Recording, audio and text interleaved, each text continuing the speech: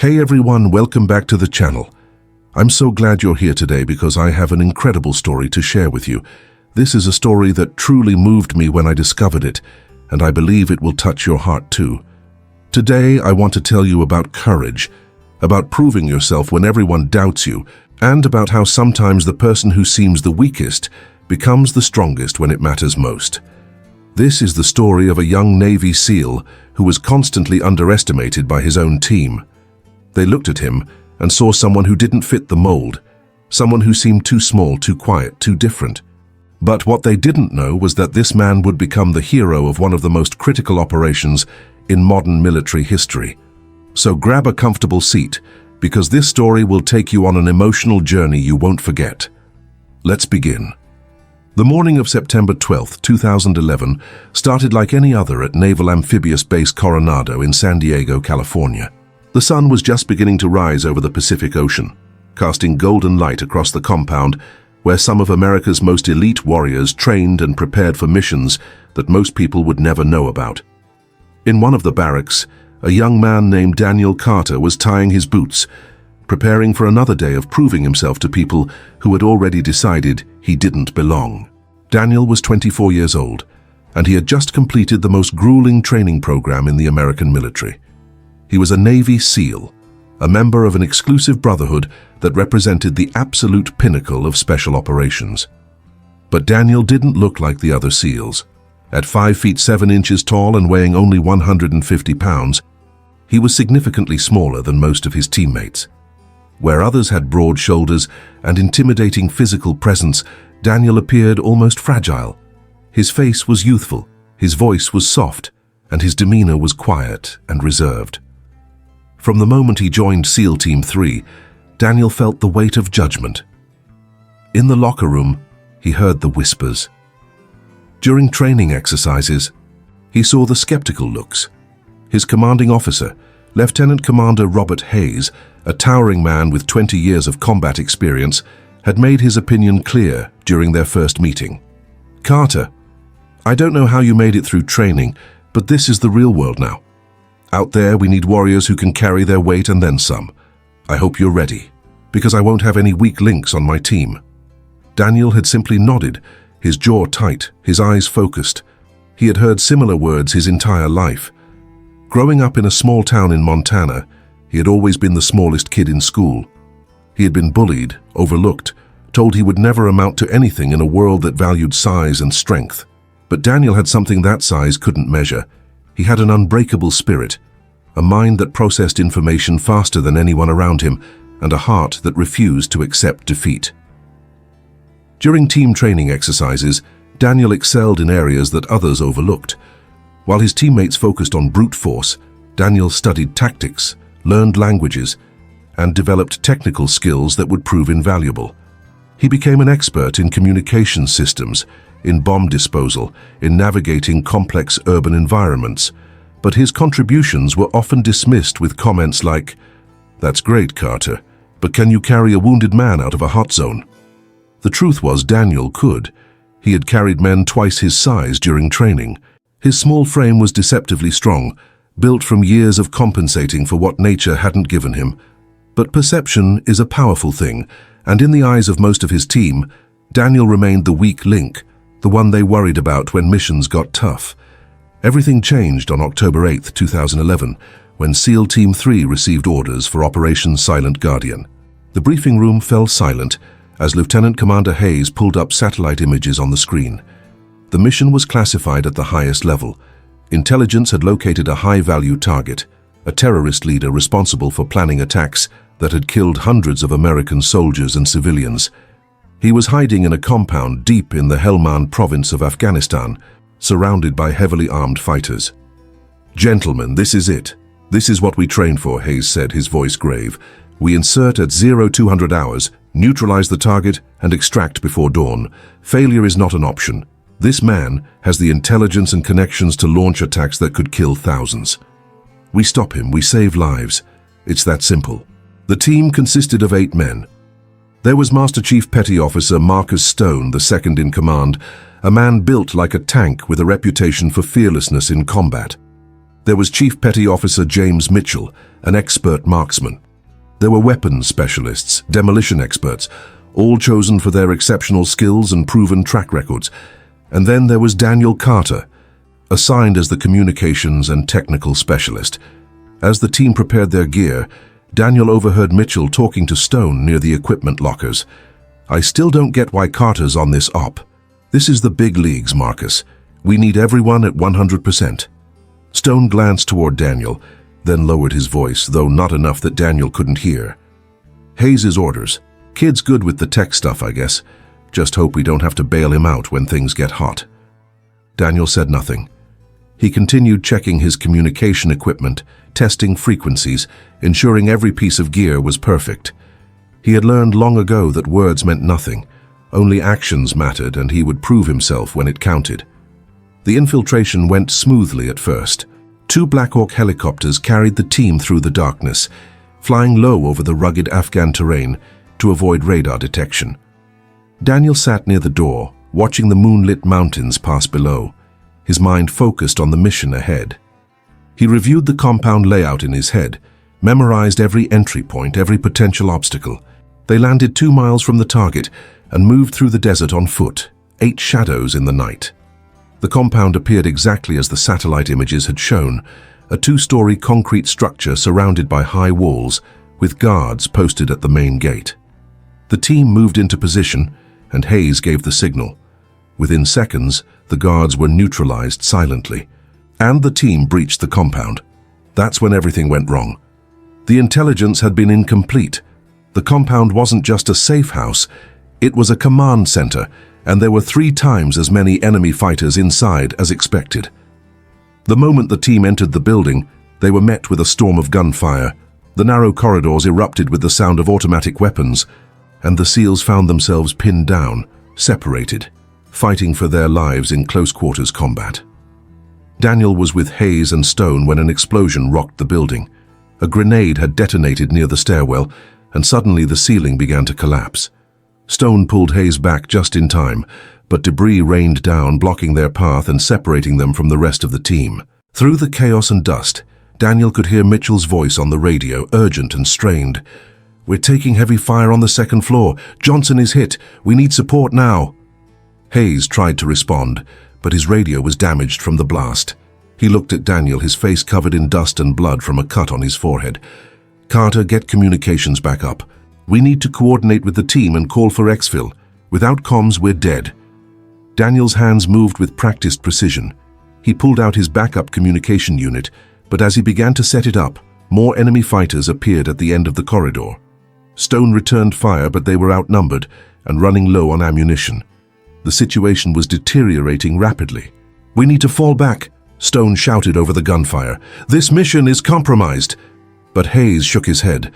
"We can't leave without the HVT. That's why we're here. If we leave now, this was all for nothing, and he'll disappear. We may never get another chance."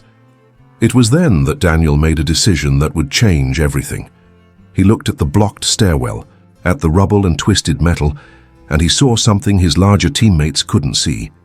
There was a gap, narrow and partially hidden, but just wide enough for someone small to squeeze through.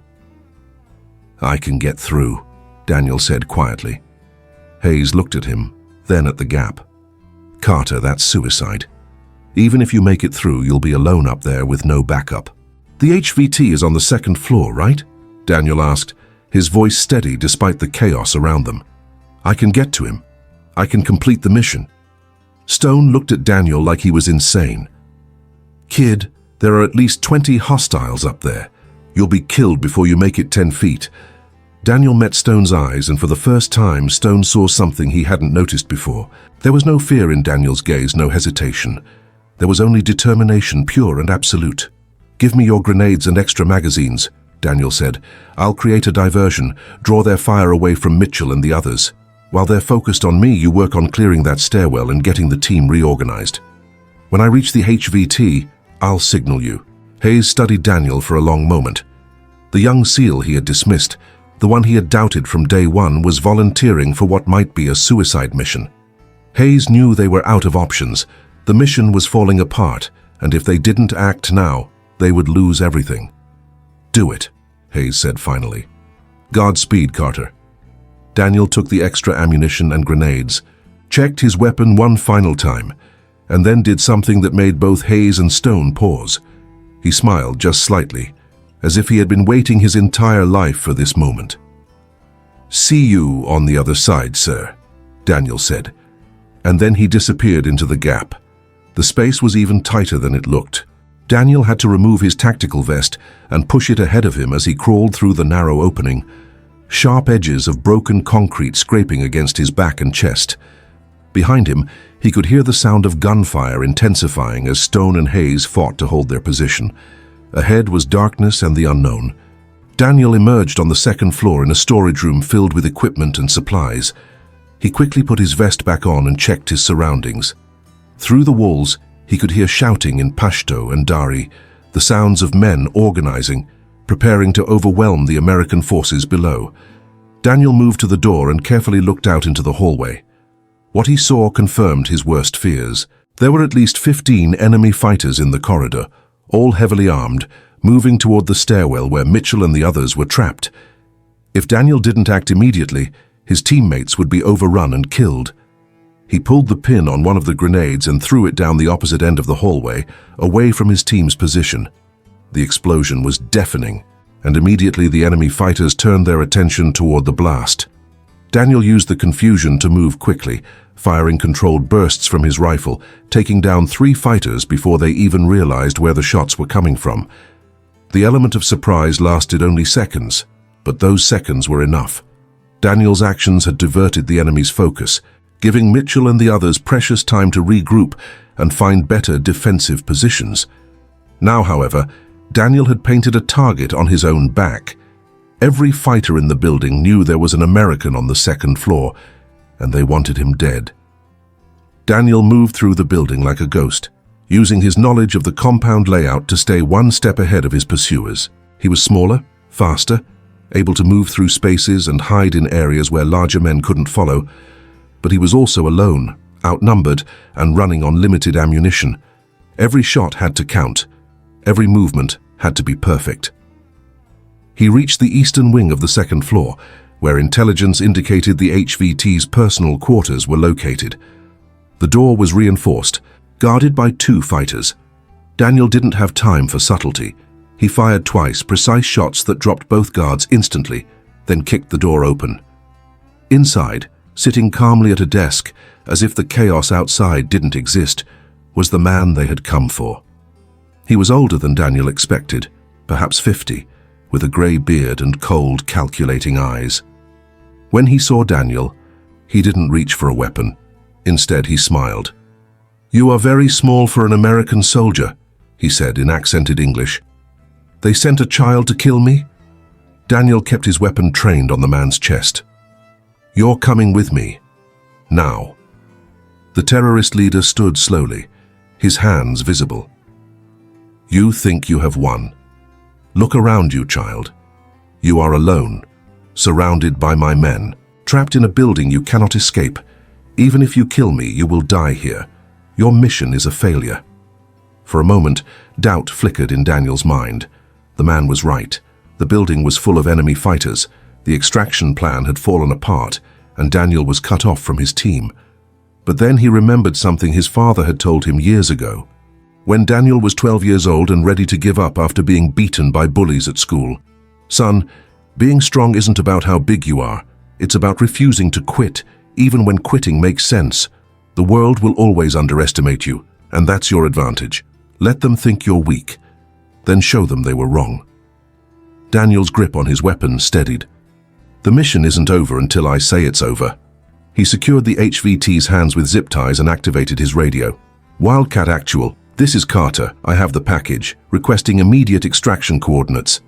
There was a burst of static, and then Hayes' voice came through, filled with an emotion Daniel had never heard from his commander before. It was respect. "Carter, we're at your position's ground level. The stairwell is partially clear. We're fighting our way to you. Hold position, son. We're coming." The next 10 minutes were the longest of Daniel's life. He barricaded the door with furniture and took up a defensive position, the HVT secured in the corner of the room. Enemy fighters threw themselves against the door, trying to break through, and Daniel held them back with precise, calculated fire. He was down to his last magazine when he heard the sound he had been praying for, an explosion outside the door, followed by American voices shouting commands. Stone burst through first, his massive frame filling the doorway, followed by Hayes and the rest of the team. They were battered, bleeding, but alive. Stone looked at Daniel, at the secured HVT, at the bodies of the fighters Daniel had taken down, and his expression transformed. The skepticism was gone, replaced by something Daniel had never seen directed at him before. Admiration. "You did it," Stone said, his voice filled with disbelief. "You actually did it, kid." Hayes moved to Daniel and gripped his shoulder. "Let's get out of here, Carter. You've more than earned your place on this team." The extraction was harrowing, but they made it. As the helicopters lifted off into the dawn sky, Daniel looked back at the compound, smoke rising from its ruins. Around him, his teammates were treating wounds, catching their breath, processing what had just happened. Mitchell caught Daniel's eye and nodded, a silent acknowledgement of respect. Stone extended his fist, and Daniel bumped it, sealing a bond that would last forever. When they returned to base, Daniel expected a quiet debriefing and then back to normal duties. Instead, he found himself standing before Admiral William Stevens, the commander of Naval Special Warfare Command. The Admiral studied the young SEAL for a long moment before speaking. "Son, I've read the after-action reports. Every member of your team said the same thing. Without you, the mission would have failed and they would have died. Lieutenant Commander Hayes recommended you for the Navy Cross. That's the second highest decoration for valor in our military." Daniel didn't know what to say. He had simply done what needed to be done, what he had trained for, what his heart told him was right. The Admiral continued. "But more than that, you've reminded all of us that being a warrior isn't about size or appearance. It's about courage, intelligence, and an unwillingness to surrender when everything is on the line. You represent the best of what we are, Petty Officer Carter. Don't ever forget that." In the months that followed, the intelligence gathered from that mission led to the disruption of multiple terrorist networks and saved countless lives. The operation remained classified, known only to a select few, but within the SEAL community, Daniel's story spread. The young man who everyone thought was too weak, too small, too different, had become a legend. Daniel Carter continued to serve with SEAL Team 3 for 6 more years. He participated in dozens of operations, earned multiple commendations, and eventually became an instructor, teaching the next generation of SEALs that strength comes in many forms. The men who once doubted him became his closest friends, his brothers in every sense of the word. Years later, when Stone was asked about that night in Afghanistan, he would shake his head with a smile and say, "We all thought Carter was the weak link. Turns out he was the strongest one there. He taught me never to judge a warrior by anything except what they do when everything is on the line. And that night when it mattered most, Daniel Carter showed us all what true courage looks like." Now, let me take a moment to talk to you directly, because this story carries an important message. What you just heard is a dramatized fictional narrative, created for educational and inspirational purposes. While this specific story and these characters are products of storytelling, the themes and situations depicted are very real and have occurred throughout military history, particularly in the post-9/11 wars in Iraq and Afghanistan. The purpose of sharing this story is to reflect on the nature of courage, the danger of judging people by their appearance, and the extraordinary acts of valor that have defined American Special Operations Forces for decades. Real Navy SEALs have faced situations just as challenging and dangerous as the one depicted here, often overcoming incredible odds to complete critical missions that save lives. Throughout history, there have been countless examples of individuals who were underestimated because of their physical appearance, only to prove themselves as exceptional warriors and leaders. The lesson here is timeless.